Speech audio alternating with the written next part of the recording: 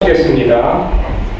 예수께서 그들과 함께 내려오사 평지에 서시니 그 제자의 많은 무리와 예수의 말씀도 듣고 병고침을 받으려고 유대 사방과 예루살렘과 두로와 시돈의 해안으로부터 온 많은 백성도 있더라. 더러운 귀신에게 고난받는 자들도 고침을 받은지라. 온 무리가 예수를 만지려고 힘쓰니 이는 능력이 예수께로부터 나와서 모든 사람을 낫게 함이로라. 아멘.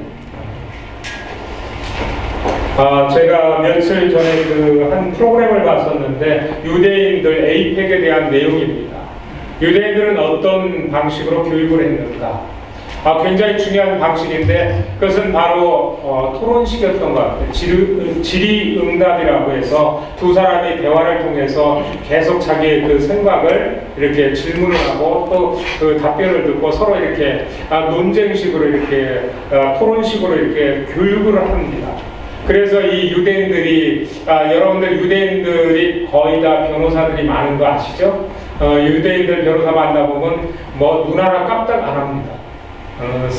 이 클라이언트들이 가서 그 변호사 앞에 가서 하소연도 하고 뭐 별걸 다 하는데 감정이 없는 사람같이 목석과 같이 그들은 냉담하게 그것을 잘 논리정연하게 기록하고 변호할 수 있는가 없는가 이런 걸 분별하고 이제 돈도 이제 차지를 하세요. 얼마 받을 것인지도.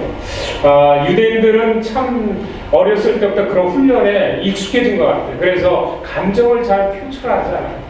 근데 우리 한국 사람들은 조금 다혈질적이라 조금만 말만 어긋나면 우리는 화를 내기 일쑤입니다. 그래서 대화가 잘 진전되지 않고 서로 오해하는 일이 많이 발생합니다.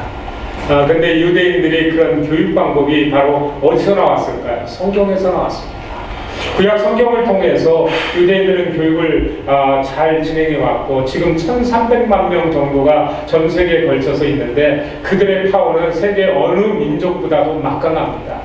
우리 한인들은 우리 코리안들은 전 세계에 걸쳐서 뭐 한 700만? 뭐 이 정도 700만의 우리 남북한 합쳐서 다 합해도 우리가 갖고 있는 총 8천만 정도 되는 거예요. 코리안들이 전 세계 한국 본토까지 다 합쳐서 8천만 정도. 그런데 이 유대인이 가진 그런 파워를 한인들이 우리 코리안들이 갖고 있지는 못합니다. 그렇죠? 아무래도 우리는 밀려나는 것 같아요. 유대인들뿐만 아니라 일본 사람한테도 중국 사람한테도 인도 사람한테도 이게 자꾸 치는 것 같아요. 우리도 하나님을 잘 섬기는데 또 하나님께서 우리에게 주신 하나님의 말씀도 있고 또 하나님의 교육 방식도 있는데 그래서 저는 한번 생각해 봤습니다. 예수님이 어떻게 교육을 하셨는가. 오늘 본문의 내용이 그렇게 길지 않지만 그 내용 안에 담겨진 내용을 이렇게 풀어서 해석해서 설명해 보면 조금 다른 점들을 이렇게 발견하게 됩니다. 예수님의 교육은 주변 환경을 최대한 활용했어요. 예수님께서는 수많은 사람들을 어떻게 교육할 수 있을지를 항상 생각하고 준비하시는 스타일입니다. 우리는 그냥 즉흥적일 때가 좀 많잖아요. 우리가 이제 그냥 감정에 사로잡혀서 이렇게 할 때가 많은데 예수님께서 항상 생각하시고 준비하시는 스타일이십니다. 가장 가까이 있는 장소를 찾으시고 그곳에 찾아온 사람들을 앉히시고 목소리를 크게 내지도 않고 가르침을 전달할 수 있게 하셨습니다. 예수님께서 뭐 열정을 갖고 뭐 이렇게 설교한 장면이 성경에 이렇게 보시면 별로 없습니다. 그렇죠? 딱 한 번 열정을 내고 분을 품었던 때가 있었는데 그때 기억하시는 것. 예수님이 땀을 뻘뻘 흘리고 화를 내고 채찍을 손에 들고 막 이럴 때 성전에서 매미하는 사람들 봤을 때 양떼, 소떼, 환전상 이들을 성전 안에 만민이 기도하는 집이라는 성전 안에서 내쫓으실 때 화를 내셨죠. 예수님께서 처음으로 화를 내셨습니다. 불의를 보셨습니다. 시청관 교육을 잘 활용하여 교사가 학습자에게 지식 전달을 잘 할 수가 있습니다. 지난 금요일 날도 보면 우리가 빌려 쓰는 클래스룸이 있습니다. 거기에 보면요, 스크린이 내려오고 거기 프로젝터가 달려 있고 컴퓨터도 장치돼 있고 마이크 시스템도 돼 있고 초코보드는 엄청 큽니다. 초코보드는 한 벽을 다 이렇게 삼을 만큼 초코보드가 이렇게 우리는 옛날에 블랙보드라고 해가지고 칠판을 썼잖아요. 근데 요즘은 이제 그 마커보드라고 해가지고 이렇게 사인펜 같은 이 마커로 쓰는 그런 스타일로 강의를 하는데 참 잘 쳐졌습니다. 예수님은 주변에 있는 지형을 잘 살피시고 활용하신 것입니다. 우리는 시설을 미리 만들어 놓고 했는데 예수님은 시설이 없는 자연 상태에서 가장 적합한 장소와 위치를 설정해서 자신의 위치가 어디에 있으면 청중들이 어디 앉아 있을 때 당신이 말씀하시는 내용을 잘 들을 수 있도록 배려를 하신 거죠. 지형 지물을 잘 활용하셨습니다. 그래서 예수님께서는 백성들에게 가르침을 전달할 적당한 장소를 찾으셨습니다. 오늘 나오는 평지 교훈은 아주 유명한 가르침입니다. 마태의 복음에 나오는 산상수훈과 함께도 복음서에서는 비길 수 없는 예수님의 가르침을 배울 수 있는 내용이 담겨져 있습니다. 3년 반 정도 공생의 기간을 통해서 예수님이 많은 교육을 시도하셨는데 그 교육을 시도한 중에 두 가지 대표적인 것이 마태복음 5장에 나오는 산상수훈 그리고 지금 나오는 이 누가복음에 나오는 평지 교훈이라고 할 수 있습니다. 마태복음에 나오는 산상수훈과 함께 복음서에서 비길 수 없는 예수님의 가르침을 배울 수 있는 내용이 담겨져 있습니다. 첫 번째 교사는 기도로 준비해야 합니다. 예수님은 교사이셨기 때문에 항상 기도에 힘쓰셨습니다. 모든 교사들에게 예수님은 본이 되셨습니다. 이는 우리 교사들에게 기도의 원칙을 무시하지 말라고 말씀하시는 것입니다.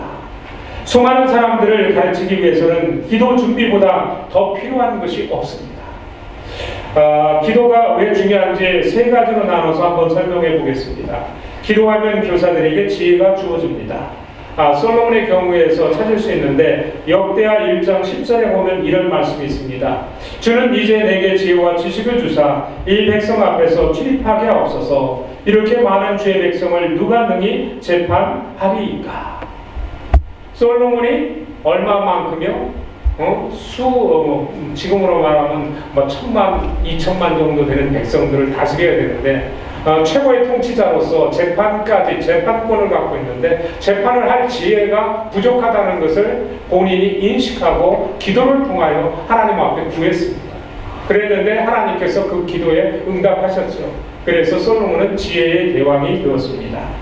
기도하면 교사들에게 담대함이 생깁니다. 사도 베드로, 사도 바울의 설교를 통해서 배우게 됩니다. 사도행전에 보면 베드로와 바울이 엄청나게 파워풀한 설교를 합니다. 사도행전 2장 14절, 사도행전 3장 11절, 사도행전 9장 20절. 사도행전 2장에는 3,000명이 베드로의 설교를 듣고 예수님을 영접합니다. 사도행전 3장에는 베드로의 그 설교를 듣고 5,000명이 예수님을 영접하는 사건이 일어납니다. 사도행전 9장에 보면 예수님을 핍박했던, 예수님을 믿는 자들을 핍박했던 사울이라는 청년이 예수님의 음성을 듣고 예수님을 만남과 동시에 변화가 됩니다. 그래서 예수님을 영접하고 예수를 믿는 예수님의 제자가 되고 사도가 됩니다. 그 이후로 그 사람은 전에 예수님을 핍박했던 그 자가 아니라 예수님을 사랑하고 예수님을 모든 자들에게 전파하는 자로 돌변합니다.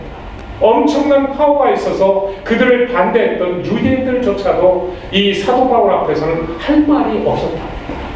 그만큼 파워풀한 전도자가 되었던 겁니다. 기도하면 교사들에게 말씀의 권능이 나타나게 됩니다.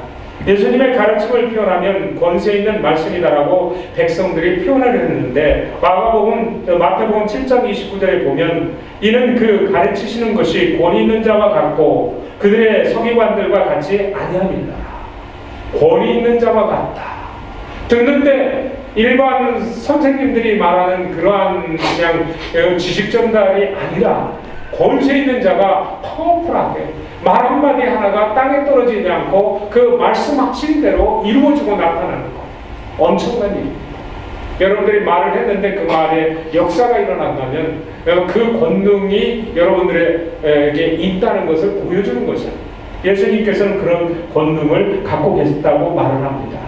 성령 충만함을 받은 교사들은 권세 있는 말씀을 가르칠 수 있는 것입니다. 성령님의 인도함을 받기 때문에 듣는 자에게나 배우는 자에게나 감동을 줄 수 있는 지식을 전달하게 됩니다. 교사는 또 다른 교사를 양육하는 제자 훈련이 필요합니다.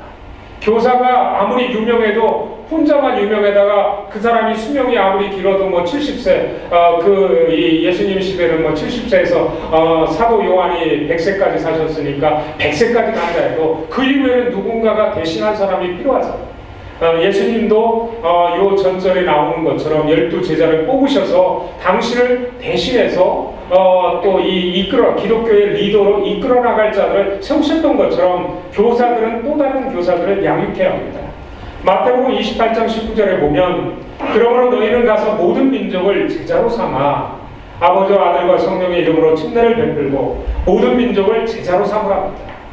제자를 삼는 것은 기독교의 기본 원칙입니다. 기독교는 교회를 왔다 갔다 하는 교인들로 구성된 것이 아니라 예수님의 제자들로 구성되어야 합당한 것이죠. 그래서 제자가 필요한 겁니다. 디모데후서 2장 2절에 사도 바울도 이런 말을 했습니다. 또 내가 많은 증인들 앞에서 내게 들은 바를 충성된 사람들에게 부탁하고 그들이 또 다른 사람들을 가르칠 수 있습니다. 충성된 사람들이 제자가 될 수 있는 조건입니다. 그들을 통하여 또 다른 사람들을 가르치게 만드는 거죠. 제자가 제자를 양성한다는 얘기입니다. 교회가 지금까지 2000년 역사